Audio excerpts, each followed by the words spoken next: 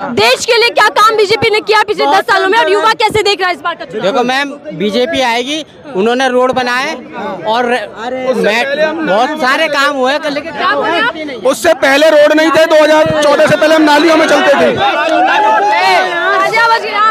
आपका मुद्दा क्या है? मेरा मुद्दा ये युवा बेरोजगार है। आज का कितना युवा बेरोजगार है? 80%। और ये लोग चांदनी चौक, सुनो, इनके कहने मतलब है जो भी हुआ है 14 के बाद हुआ है। चांदनी चौक में लोग नहीं रहते थे, पानी नहीं पीते थे, हवा नहीं चलती थी, आसमान नहीं था, 15 लाख आ गए, महंगाई खत्म हो गई, सारे हो गए ना, सारे खत्म हो गए। 14 के बाद विकास हुआ है। जो आएगा वो काम करेगा, मेरे पैसों से काम कर रहा है, घर से नहीं कर रहा है, ठीक है। अब सर 14 के बाद विकास हुआ है, पहले भ्रष्टाचार होता था बस। विकास हुआ नहीं हुआ? कौन देखो विकास, सुनिए विकास के बारे में। अरे एक मिनट यार, देखो आराम से बात कीजिए, ऐसे नहीं। मैं ये जानना चाह रही हूँ, बीजेपी जितना दावा कर रहे हैं कि विकास में मिसाल हो गया, आपके हिसाब से कितना? मैंने कह रहा काम नहीं हुआ है। जो सरकार आएगी काम करेगी, इसमें अब करना पड़ेगा। तो इसमें दिक्कत क्या है? बात उसमें हो रही है। आप आगे किया उतना काम हुआ। जब दूसरी सरकार थी, आप विपक्ष में बैठते थे, आप क्या कहते थे? बहुत महंगाई है। हाँ, इसको महंगाई क्या अंदाज में बोल रहे हैं मोदी जी को खत्म करूंगा। थोड़ा सा बोल कर दिखाइए।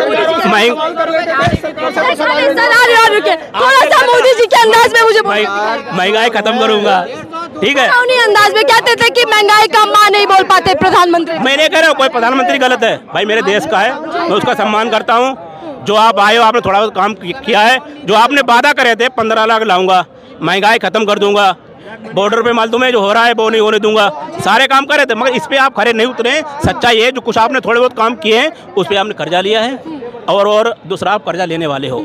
चले मैं मुद्दों पर आऊंगी, लेकिन पहले थोड़ा सा एक्टिंग करके दिखाएगा मुझे मोदी जी कैसे कहा करते थे। भाषण सुना होगा, मन की बात सुनी होगी। मैं सुनी तो मैंने बहुत है, मगर कोई बात नहीं। तो बात सबसे बड़ी है, कहते हैं भ्रष्टाचारी बच नहीं पाएगा, ये मोदी की। एक मिनट, मैं कह रहा हूँ, अब बीजेपी में आ गए कांग्रेस वाले भाई, सुनिए। जैसे कांग्रेस मान तुम्हें, आप कहते हो लुटेरे हैं, सारे कांग्रेस ही लुटेरे हैं कहते हैं ना लोग। मैं कांग्रेस ही का पक्ष नहीं रख रहा हूँ, मैं अपना पक्ष रख रहा हूँ। अगर लुटेरे हैं आप जेल में डालिए, वो आप उन्हें अपने पास लेने के बाद मशीन में धुलने के बाद, तो सुन लिए, वो मशीन में धुल जाते कैसे हैं? अगर घोटालेबाज हूँ सरकार में, उसके पहुँचने के बाद क्या भैया मशीन कौन सी है मुझे बता दीजिए, सारे धुल क्यों जाते हैं? फिर उनको आप सरकार में नहीं आपको लेना चाहिए। जो आप ले रहे हो ना, एक है बहुत, आप कह रहे हो तुम्हें यार इतना घोटाला किया, सरकार आपके आने के बाद यार ठीक हो जाता है, कोई घोटाला नहीं रहता है, वो कहाँ चला जाता है। लेकिन मोदी जी अगर भ्रष्टाचारियों पर कार्रवाई करते हैं तो फिर विपक्ष कह देता है कि तो हमारे ही पीछे पड़ गए, हमें कहेंगे नहीं। बात यहाँ पे नहीं है, बात ये अगर आप कह दो मन तुम्हें इतना बड़ा घोटाला किया है, ठीक है, CBI जाती है, उसके बाद आपको पार्टी में आ जाते हैं, वो घोटाला कहाँ चला जाता है? मैंने कहा घोटालेबाज नहीं है, सारी सरकारें घोटालेबाज हैं। जो क्या ये भ्रष्टाचार का मुद्दा 2024 में सबसे बड़ा मुद्दा है? सबसे बड़ा मुद्दा है। दूसरी बात, जो देश में जो घोटाला हुआ है, दुनिया का सबसे बड़ा घोटाला हुआ है।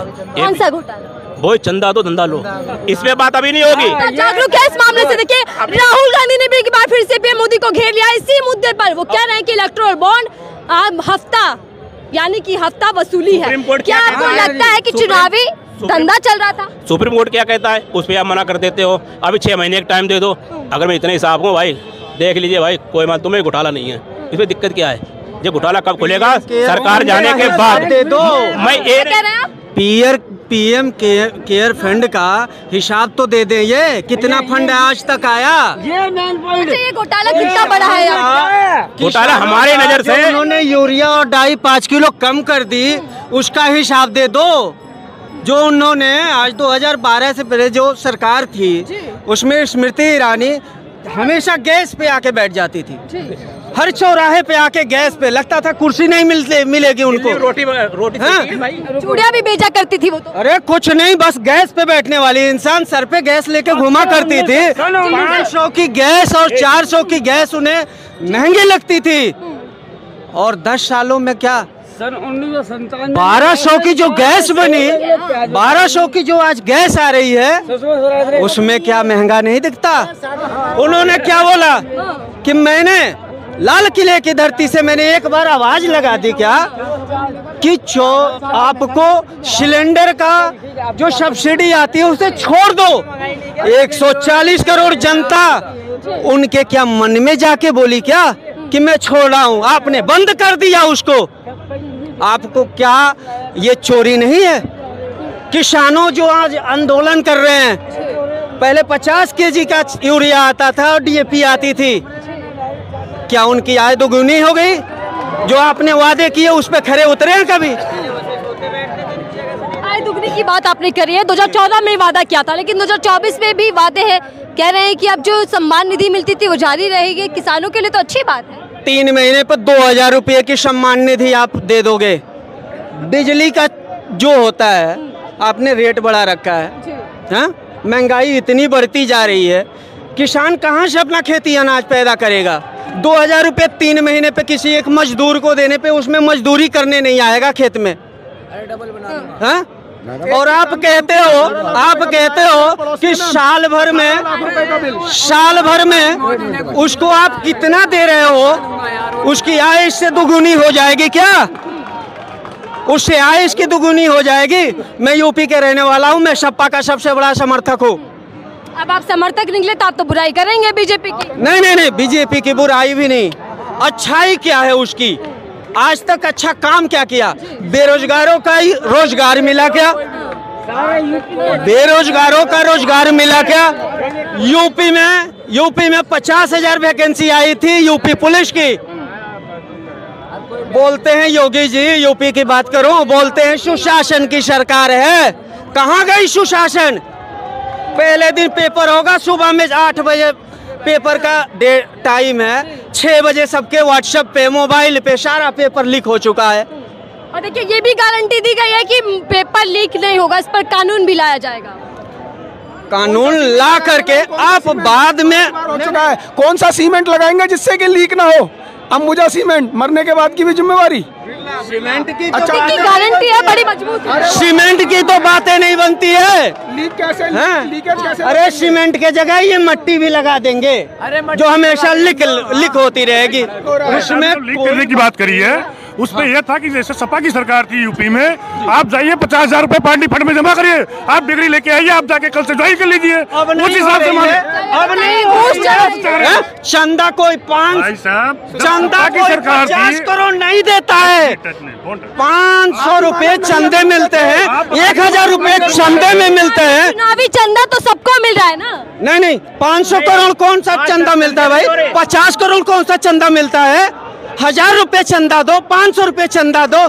कौन चंदा 500 करोड़ रुपए का आता है भाई? मोदी जी ने इलेक्टोरल बॉन्ड पर कहा है कि अब पारदर्शिता है।